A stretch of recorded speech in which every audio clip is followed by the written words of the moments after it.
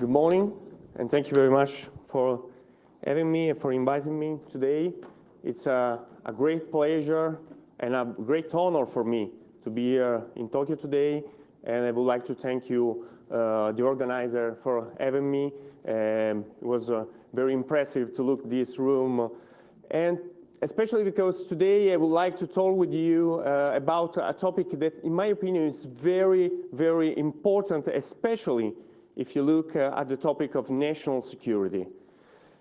I do apologize if I will read my presentation, but my presentation is very technical and a very focused analysis of what European Union, Italy, United Kingdom, and United States are doing in public-private partnership about cybersecurity. So I prepared my slides, and as you can see, it's more simple for you to follow me and to follow what I want to do today with you. Before to start, I would like to introduce myself and tell you why I'm here talking. Next slide, please. I'm a cybersecurity lawyer. I'm from Italy. I'm a cybersecurity lawyer, and I'm the chief of ICT law, privacy, and cybersecurity and legal department in the Italian Carnelutti law firm. But I'm also a member of the governing board and president of the Cybersecurity Commission of the Italian Atlantic Committee, and I'm a president of the Cybersecurity Working Group of the American Chamber of Commerce in Italy. And I give a lot of lecture for several university and military research institution in Italy and for NATO. That's because from 2014 I was included by NATO in the list of the key opinion leaders for cyberspace security, and also in 2014 the American magazine Forbes put my name in the 20 best worldwide cyber policy expert to follow online. Next slide. Before to start, please go. Before to start the core of my presentation today, I would like to introduce the scenario at the moment. This because, in my opinion, the high level of pervasiveness of technologies and the internet in every field of today's social fabric has completely changed every aspect of our society, service delivery and management, access to information, both in its quantity and quality, as well as the relationship between the aforementioned elements and the citizens. And what's more, this was made in a rather limited stretch of time.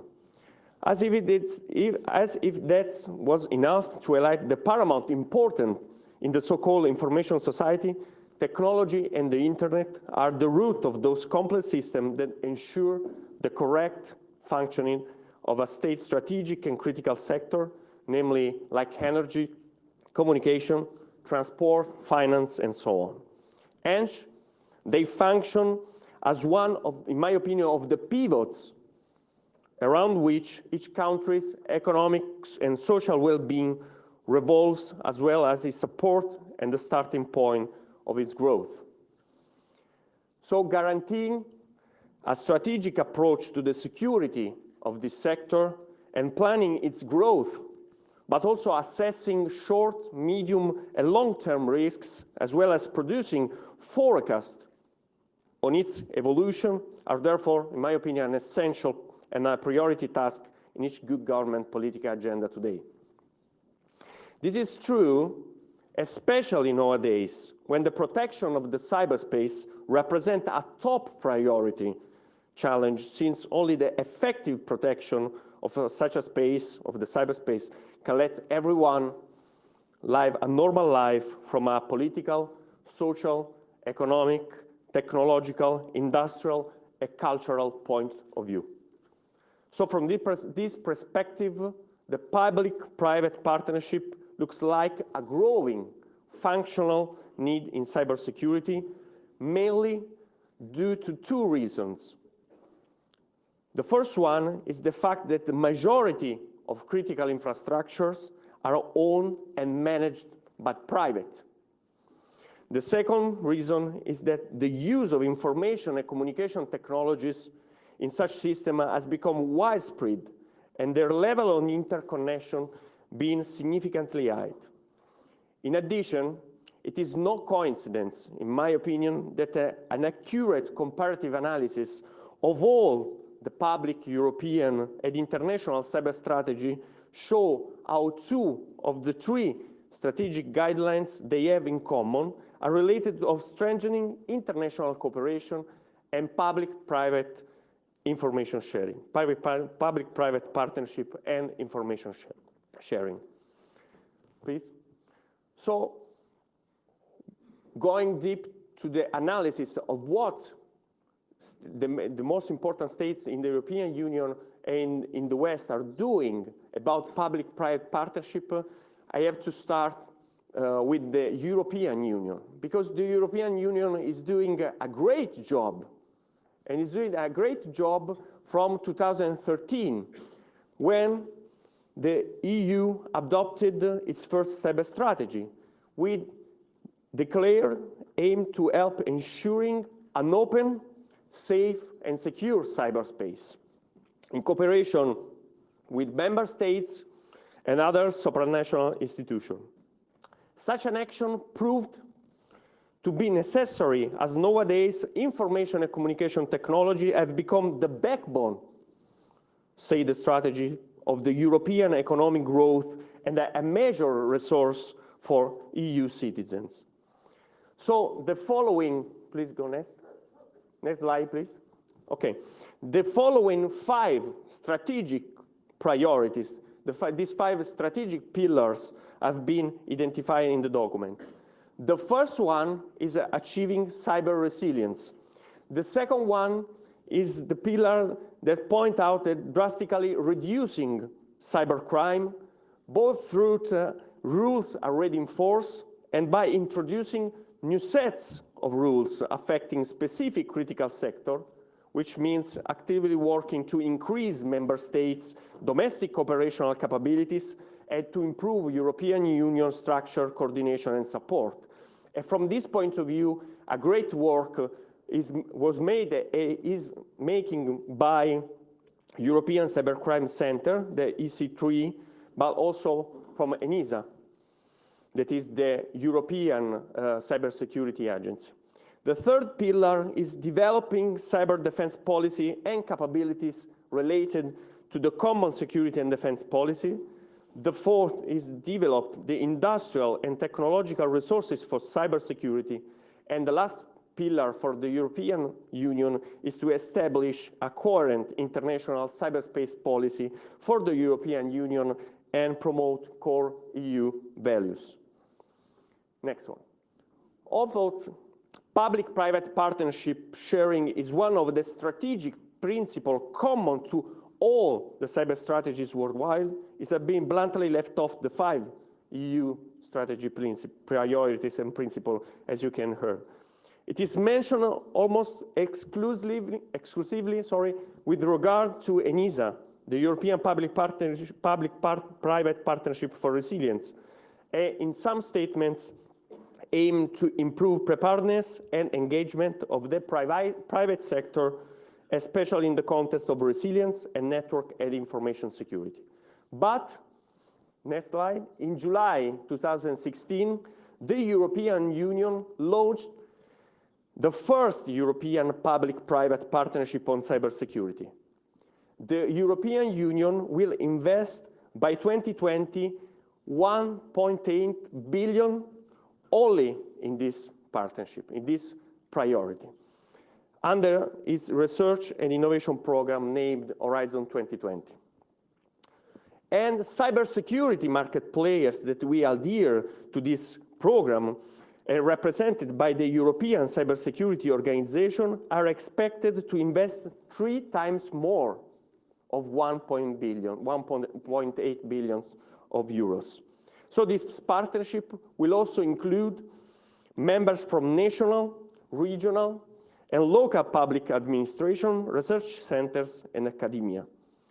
The aim of the partnership is to foster cooperation at early stages of the research and innovation process, and to build cybersecurity solutions for various sectors such as energy, health, transport, and finance. But another element very important to understand the approach of the European Union to public-private partnership is to analyze the directive, the recent directive that concern measures to ensure a high common level of network and information security across the Union. Pay attention because it's the first law, the first directive that try to harmonize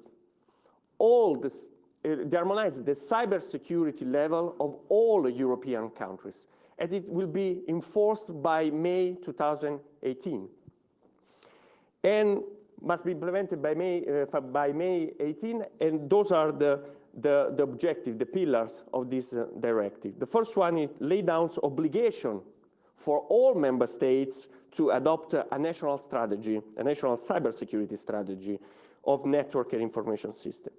The second one is create a cooperation group in order to support and facilitate strategic cooperation and the exchange of information among member states and to develop trust and confidence among them.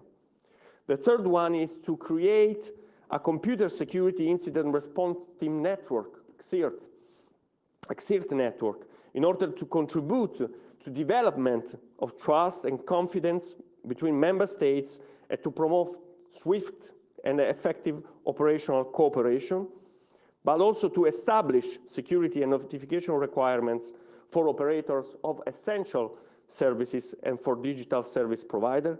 And the last one, the fifth strategic pillar of this directive is to lay down obligation for member states to designate national competent authorities, single point of contact and CSIRTs with tasks to the security of network and information system. And the newly adopted European cyber strategy that was adopted in the 13th September, so 2 months ago, entitled Resilience, Deterrence and Defense, Building Strong Cybersecurity for the European Union, pinpoints that building on the work of member states and the public-private partnership, a further step will be to reinforce European Union cybersecurity capability through a network of cybersecurity competence center within a European cybersecurity research competence center at its heart. This network and its center will stimulate development and deployment of technology in cybersecurity and complement the capacity building efforts in this area at EU and national level. It's more important, the European Union plans to propose a short-term injection of funding of 50 million euro to this end. And this activity will complement the ongoing implementation of the public-private partnership for cybersecurity. But also, the newly adopted cyber strategy of 13 September 2017 also highlights that evidence suggests that people from around the globe identify cyber attacks from other countries as among the leading threats to national security. Given the global nature of the threat, building and maintaining robust alliance and partnership with third countries is fundamental for the European Union to the prevention and deterrence of cyber attacks, which are increasingly central to the international stability and security. So the European Union will prioritize the establishment of a strategic framework for conflict prevention and stability in cyberspace in its bilateral, regional, and multi-stakeholder and multilateral engagements. So it's very important, especially after what we have heard by the President's speaker, by Patrick before. And also a very important statement in the new cyber strategy of the European Union is the last sentence. The European Union strongly promotes the position that international law, in particular the United Nations Charter, applies in cyberspace. So it's very, very important, in my opinion, this sentence, because we are going, as we heard before, we are going in a scenario in which the cyber warfare activities is going more and more real. Next, please. This is the big picture of the European Union. So we have the strategy, the new cyber strategy, we have the new directive, the NIS directive, and ES directive that's try to harmonize. So the European Union is pushing a lot of money and a lot of attention in the public-private partnership among other strategic pillars that are in place. But let me talk also about my country, Italy. Italy, since 2013, the Italian government clearly pointed out the necessity of a strong public-private partnership through the Prime Minister decree of the 24th January 2013, setting out a strategic guidelines for the national cyber protection and ICT security. A necessity marked again also through the new Prime Minister decree of the 17th February of 2017. In an effort to take its first and essential step to integrate the already existing structure and knowledge in the field of cybersecurity, the Italian government in 2013 and 2017 stressed the importance of private sector entities in ensuring national ICT security. In fact, according to Article 11 of the aforementioned decrees, the private stakeholders who provide public networks of communication or electronic communication services to the public, operating national and European critical infrastructure depending on ICT system, are subject to a dedicated agreement. And in this agreement, the private stakeholder shall report to the cybersecurity unit any significant security and integrity violation of their own computer system, also through those authorized to obtain this kind of communication. They shall adopt all the best practice and measure necessary to pursue cybersecurity as provided by the Ministry of Economic Development and the Committee for the Security of the Italian Republic. But also they must share information with the Agency for Intelligence and Security, so with our Secret Service, and allow access to their Security Operation Center and database that are relevant to cybersecurity. And the last one is to collaborate to management of a cyber crisis by restoring the functionality of the system and networks they operate. So you can see that pursuant Article 11 of our ministry decree, the private stakeholders are tasked with very, very important activities and very, very important duties to share, to communicate, especially to our Secret Service, any significant security and integrity violation, and also to allow access to their Security Operation Center. Next slide, please. And those are the six strategic pillars of our cyber strategy of 2013. And as you can see, no less than 3 out of 6 guidelines envisage also the involvement of the private sector, more or less directly. Are the point 2, 3, and 4 of our cyber strategy. The point 2 is strengthening our capabilities to protect national critical infrastructure, strategic assets and stakeholders. Point 3 is facilitation of all public-private partnerships. And the point 4 is promoting and dissemination of the culture of cybersecurity.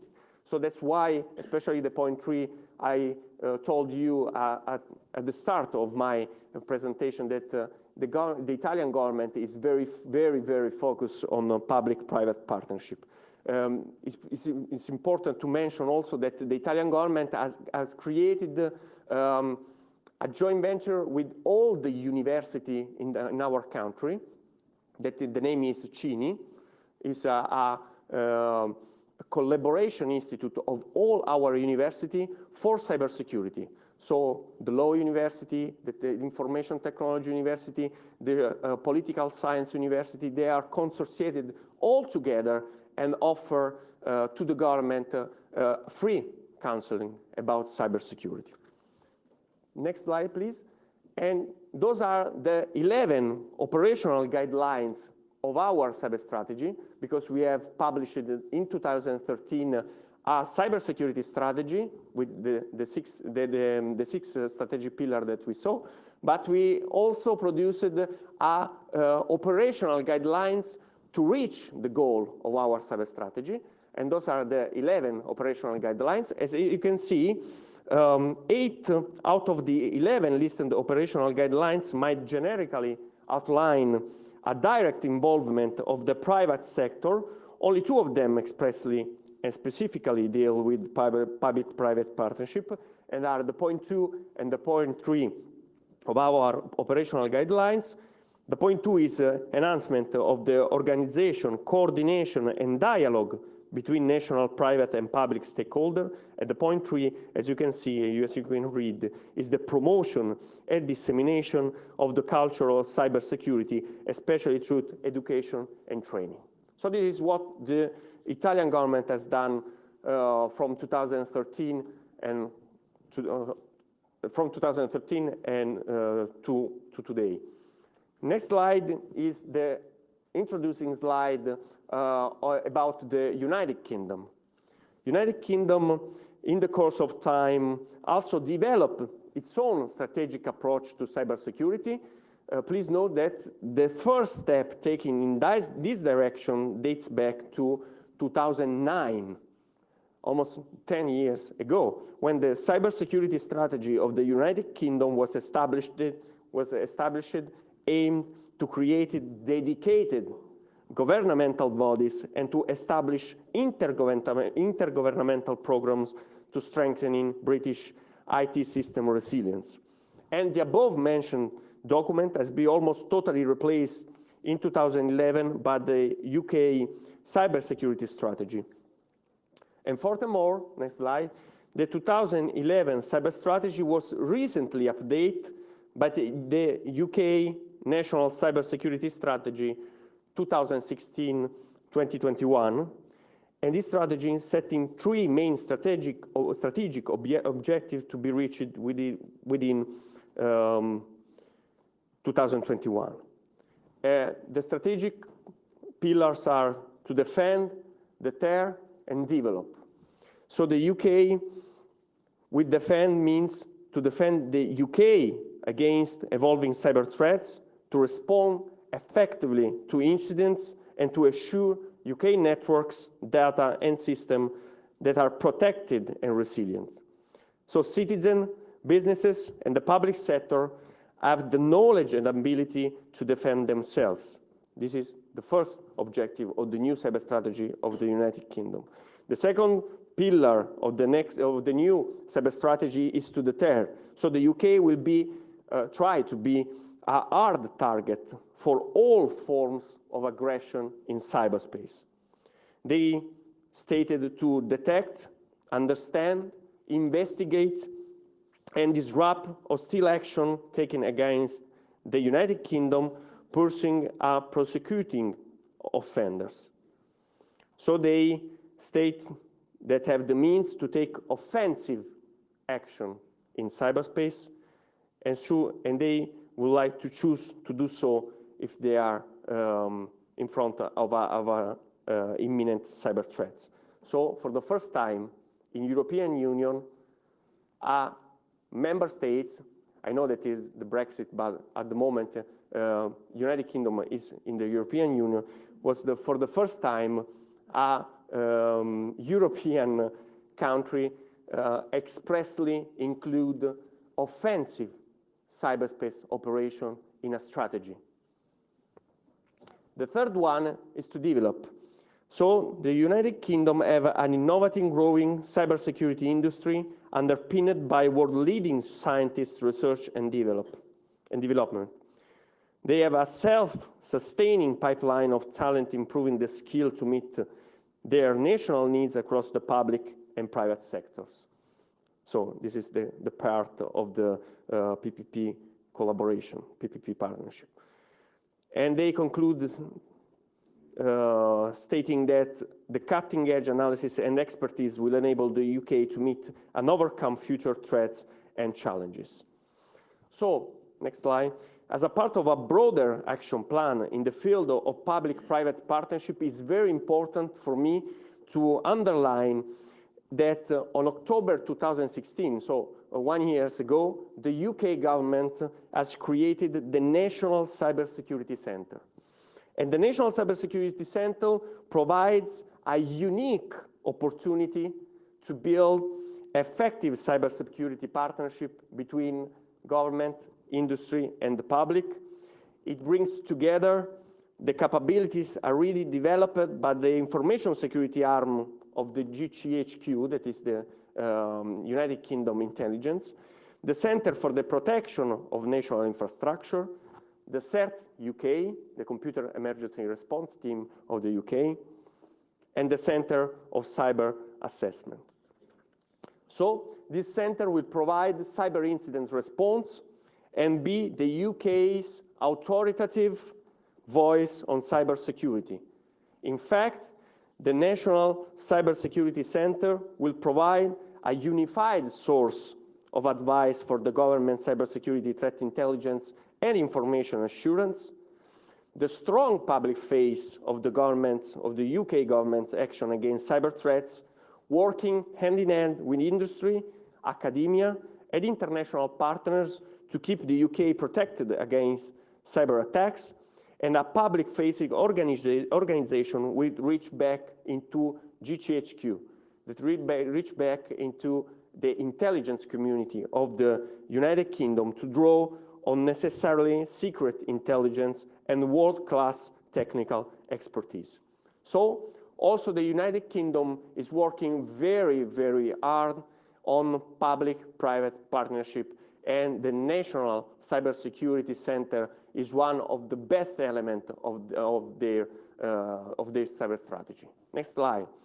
This is the slide that introduces the United States, the last one countries that we focus on today. Before to start with the second part of my presentation, it will be more focused on the strengths and challenges to create a real and an efficient public-private partnership. As you know, United States is one of the probably the most important actor in cyberspace, and you have to know that actually there are 10 cyber strategy in force in the United States solely in the sector of cybersecurity, and no less that 9 of them openly emphasize the leading role played of public-private partnership. In this perspective, the government needs to develop a process addressed to assist the private sector in preempting, detecting, and countering cyber attacks, as well as sharing relevant information both at home and international. The United States have always paid a particular attention, in my opinion, to cooperation in this sector. Back into 2003, the action and recommendation of the first national strategy to secure cyberspace of the United States has already stressed the role of private stakeholders, underlined several times the need for a real partnership in these matters, both for the establishment of a functional national cyberspace security response system and the implementation of a program to reduce cyberspace vulnerabilities and threats, as well as for reaching an effective and essential level of international cooperation. Such a demand, next slide please, has obviously been constant and primary through the years until being put into writing and highlighted by President Obama Presidential Policy Directive on Critical Infrastructure Security and Resilience, and by the Executive Order on Improving Critical Infrastructure Cybersecurity, both made public in February 2013. Next, specifically according to the policy, 3 essential strategic principles are at the root of the reform process. Namely, the first one is strengthening the security level of American critical infrastructure and their resilience. Again, resilience is a word that you are hearing from me from all the cyber strategy, the European and the West cyber strategy, and their resilience to cyber attacks, particularly by clarifying functional relationship, so role and responsibility across the federal government. The second strategic principle is to enabling effective and inclusive cyber threat information sharing, especially by actively involving intelligence agency, again, and the private sector. This latter actually responsible for most of such critical systems, both in the US and the European Union. And the last, but not least, essential strategic principle of the policy of President Obama of the 2013 is implementing the best and most appropriate aggregation function and data analysis with regard to cyber incident occurred, threat posed, and emerging risk, both from a strategic and operational standpoint. But next slide, okay. Also, the Section 4 of the Executive Order on cybersecurity information sharing also focuses on the need to effectively and promptly exchange with the private sector the information related to cyber threats. So according to Section 4, it is the policy of the United States government to increase the volume, timelines, and quality of cyber threats information shared within the US private sector entities so that these entities may better protect and defend themselves against cyber threats. I'm citing in this sentence, I'm citing the executive order. So therefore, the crucial role assigned by the American government to public-private partnership in the field of cybersecurity and consequently of information sharing, in my opinion, seems to be clear. And this is, next slide, especially true after the creation of a national cybersecurity and communication integration center, very similar to what the United Kingdom has done last year, but this was made 3 years before. And the National Cybersecurity and Communication Integration Center is put in place within the Department of Homeland Security, the DHS of the United States, and aim to offer a nexus for information exchange among government, private sector, citizen, law enforcement agency, intelligence, and defense operator. In conclusion, the United States government has undoubtedly made significant efforts in the course of time in order to refine and make cybersecurity public-private partnership as efficient as possible.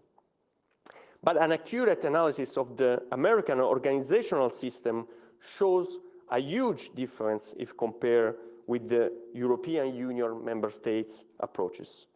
In my opinion, the United States of America government is the major player in promoting cooperation and providing private sector entities with most of the necessary information about cyber threats, while the approach of the European countries, of the European Union, is diametrically opposite, at least for the countries taken into account so far.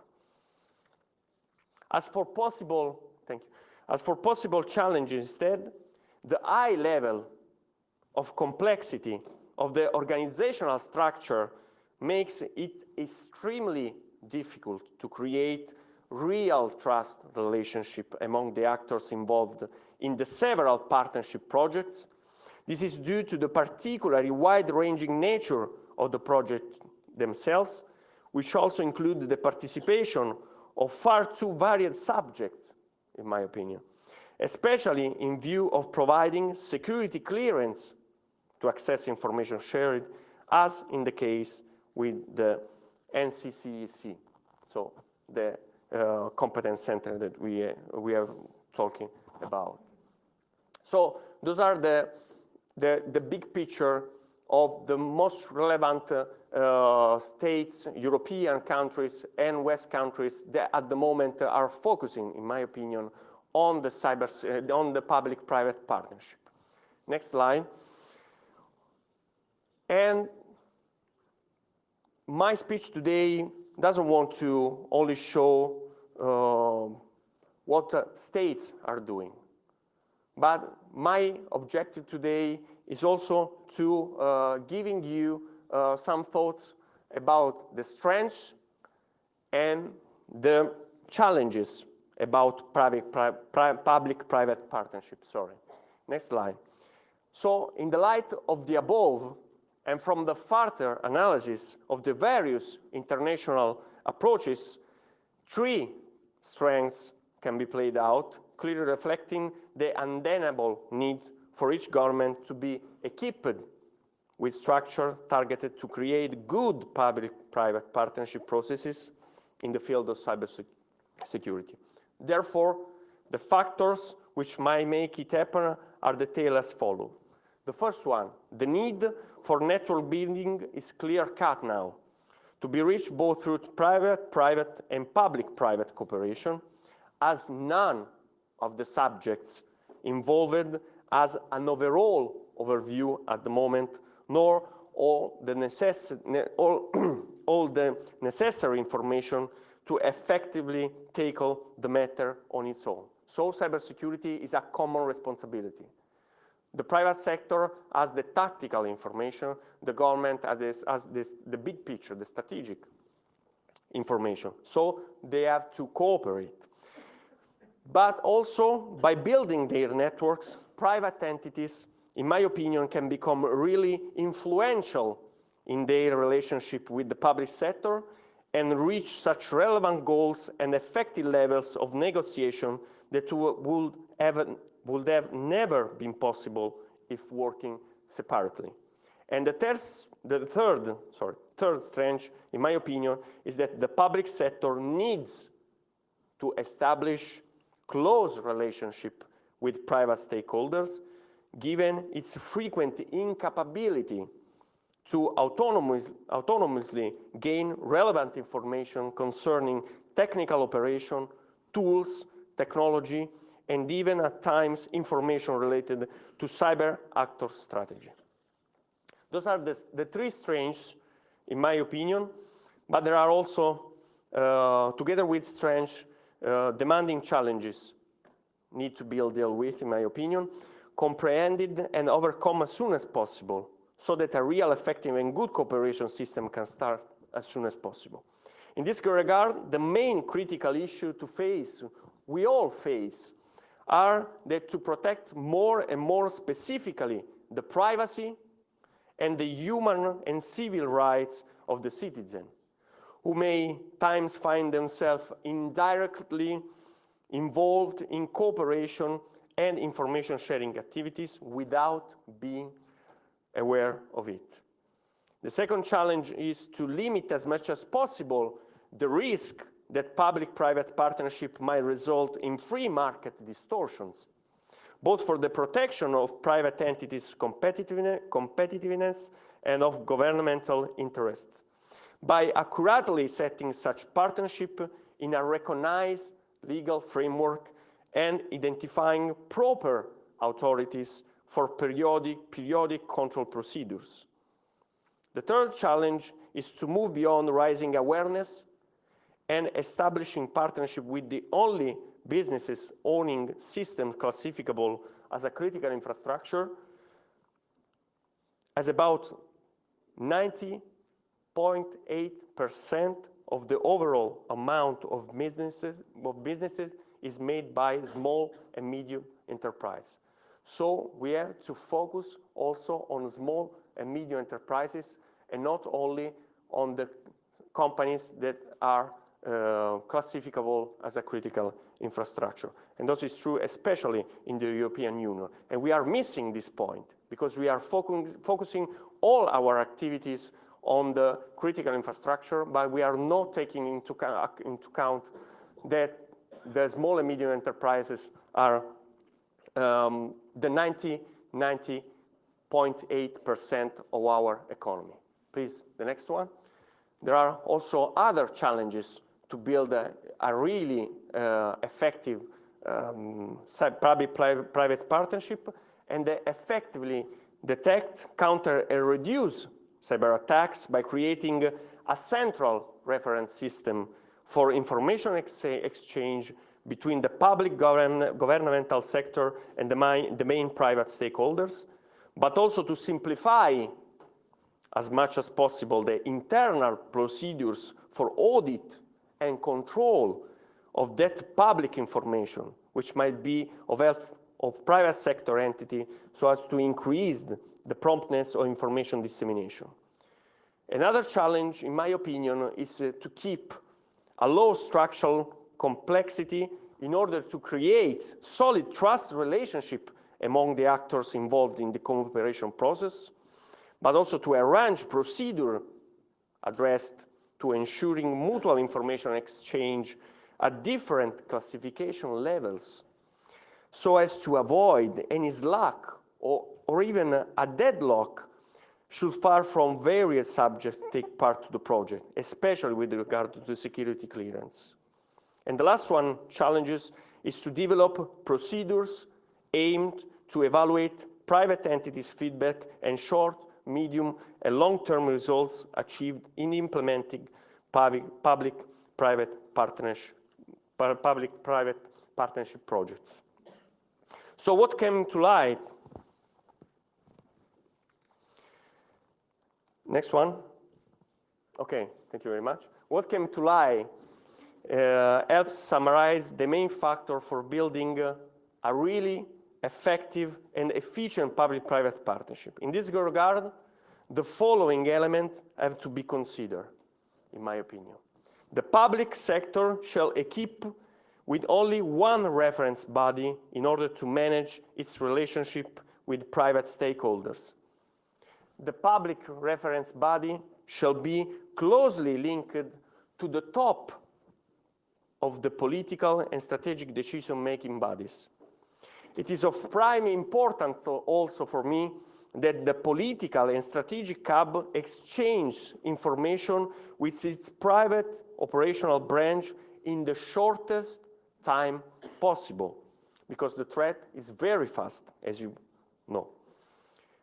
But also, industry shall identify, in my opinion, only one internal representative to stay in contact with the public, with the public sector.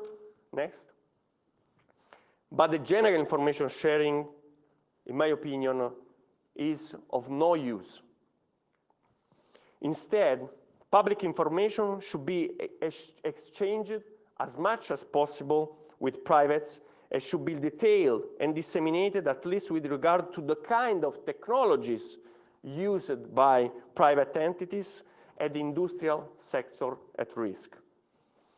And we also have to periodic and not occasional relationships should be planned, and to put in place precise rules to regulate cooperation agreements in order to limit as much as possible the risk that public-private partnership only follow the initiative, or even worse, the arbitrary decision of those involved. But also the widespread controls, both internal and parliamentary, shall be arranged. And the last one, in my opinion, to have an efficient public-private partnership, the last one element, it's that, in my opinion, it is essential to develop specific education and research projects to be appropriately funded by public and private entities as well. So, I don't know if the next war stories, when I will be will be like this, please. of a grandfather that talks to newpos about cyber war stories, in which we was inside of a Chinese firewall. We have a lot of bots on the left, a lot of firewalls. We lost a lot of firewalls during the war that we fought. But probably yes, in the future, the war stories will be very likely to this funny picture. My conclusion is that there is no doubt. Next, thank you very much. There is no doubt that complex objectives inevitably mean critical issues to cope with. Furthermore, it needs, in my opinion, to be underlined that the peculiarities of the cyberspace make wide-range partnership absolutely necessary and essential.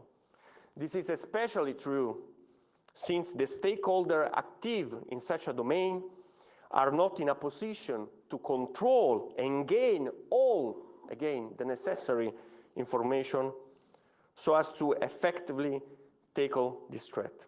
Yet, the fact remains that now more than ever, cybersecurity has to be regarded as an essential part of security itself, of each country's economic growth and competitiveness, and consequently of its national and international economic strategy.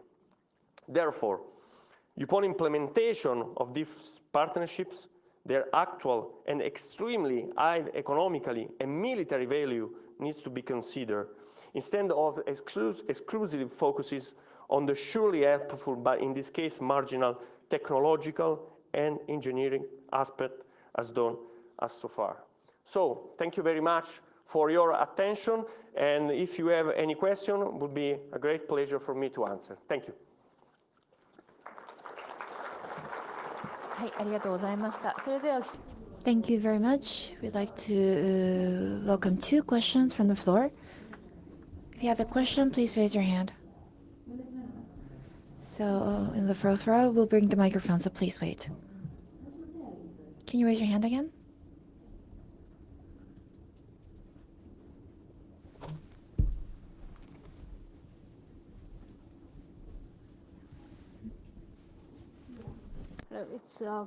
It's very inspiring of your presentation. Thank you so very much.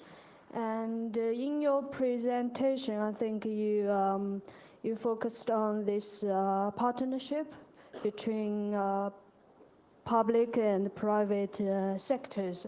I personally also think it's very important. But as you pointed out in the latter part of challenges, I think it's in challenges 1. Would you please move to the slides of challenges? Challenges 1? Yes. Okay.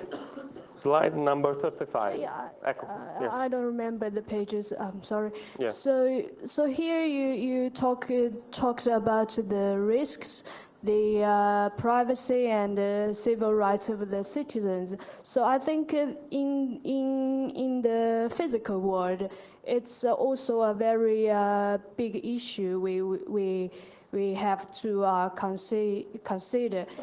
As we know, years ago we have this Brexit before. Yeah. So the separation of European Union is I don't know how to say it. It's some kind of very difficult.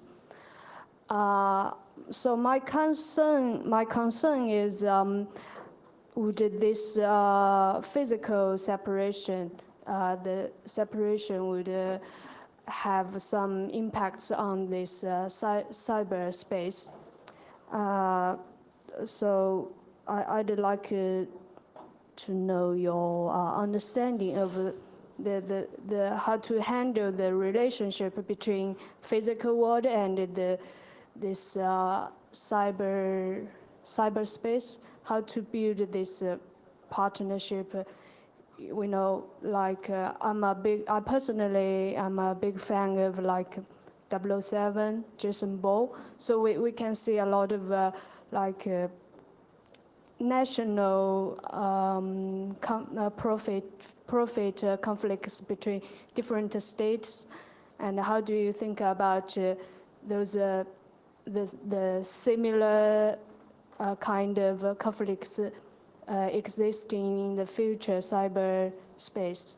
Okay, thank you very much for your question. Yeah. Your concern are my concern. I think because it's very. So I agree with you. There is a big problem about this, especially now in European Union we are facing the problem with the United Kingdom at the moment, because after the Brexit, the United Kingdom had to rewrite all the law, especially from the privacy protection and protection of personal data. So I totally agree with you. I have a big concern, and I have a big concern that actually physical security and cybersecurity are not communicating so much. And this is very important that they communicate, but we have to point it out that in 5 years we don't have more physical security as we thought about this, because everything will be cyber or cyber-ed. Everything. So we will talk in 5 years of security in general, taking in our mind that security is what we today call cybersecurity. But I totally agree with your concern. Okay, so you think in 5 years in the future it would be actually borderless in cyberspace? There's no states, no like American citizen in cyberspace? No, I don't think that the government will totally cancel their territory, the citizenship. The states will try to be states in 5 years, in 10 years, in 15 years, and so on, because the states must project power on citizens locally, regionally, and internationally. So I don't think that we have to think in 5 years that the states will cancel the territory and the power that they project today. But my concerns are about the data protection law, because a cyber-ed world will be a big issue for the privacy. Today is a big issue for the privacy, and in the next 5 years will be a biggest issue for privacy. Okay. Thank you. Okay. Thank you very much. Okay, we will take one last question. こちら左ブロックのこちらの方お願いいたします。Please. Hi, my name is Steve Clements. I'm from Luxembourg. I am a security analyst for the National CSIRT of Luxembourg. Luxembourg, for those who don't know, is a European country. We actually do have a cybersecurity competence center, which we have recently inaugurated. There's a few things. I am extremely concerned that you think that a closer relationship with Secret Service is needed, because this is a one-way box. You talk to them, they talk not to you. And I think history of the recent past has showed us that that is actually quite problematic. So you're very vague in your presentation, actually. And for example, the GDPR is, in my country, a disaster for small companies because they have no clue what to do. Also in Italy. Don't worry. See. So that is one thing. I will ask a question, by the way. The other thing is, like, harmonization is in 28 member states not easy. So, for instance, and that will be my question, the critical infrastructure. If you can give me a concise explanation what that is and what that means, that would be fun. And finally, you have a lovely little company in your country called Hacking Team. Yeah. So how do you honestly regulate a company like Hacking Team in the scope of a public-private partnership? So it's actually two questions. Okay, thank you very much for your question. You touched the point about the one-way communication between private entities to secret services and not the return in information. It's a very important point. And this is probably due to the necessity to identify security clearance to access to some information. So that's why in my presentation, when I put the page 38, please. Okay, 38, another one. Okay, thank you very much. I inserted that we need to focus on the specific technology, on the specific activities that made this company to give a specific clearance to access to information, because it's a very big problem, especially in the United States, that are 3 or 5 years in front of us about the information sharing. GDPR is a mess also in Italy, I think in all the European countries, and probably is a problem also for all the international community, because I don't know if you know, but probably yes, if you treat personal data of European citizens, you must apply the GDPR. You have no choice. If you treat personal data of a European citizen, you have to apply by May 2018 our general data protection regulation. Coming to your question, Hacking Team. Hacking Team is I don't know if you know the very well known activity of Hacking Team was an Italian cybersecurity company that sell malware to law enforcement, to spy, to intersect communication. We don't manage this at national level, because after the leaking of all the information, we made a very pervasive activity of, how to say in English, activity of analysis of all the system or all the activities made by the company, but we can manage at the top of the process, because it's a common company that sells malware, so it sells software. So we understand to who was selling software after the leaking of the information. So we have not been able to manage at the top of the activity. Please. Is potentially militarized. Yes. And they still exist. Don't get me wrong. They are not out of business. They still exist. In Italy, no. Really? Yeah. I saw them on a conference. So maybe they changed countries and It's they are now in different what Luxembourg they to say. save taxes, but they still exist. Yes, they still exist. From a legal point of view, they still exist, but I think that they are not in business anymore. Well, thank you. Just give me an explanation on critical infrastructure. What is critical infrastructure for you? We don't have a legal definition of critical infrastructure at the moment, and you know it. Normally, we point out to critical infrastructure to all the computer systems that manage the very relevant services for the citizens, so energy, communication, transportation, and so on. But we do not have at the moment a legal definition of what is a critical infrastructure and what is not. So it's a very big question at the European level. Probably you can find a good definition that is very similar to one that I told you now in the NIST directive. In the directive that I have explained before for network information security, that is the first step of the European Union to try to harmonize the cybersecurity level of all the member states, the European member states. Thank you very much.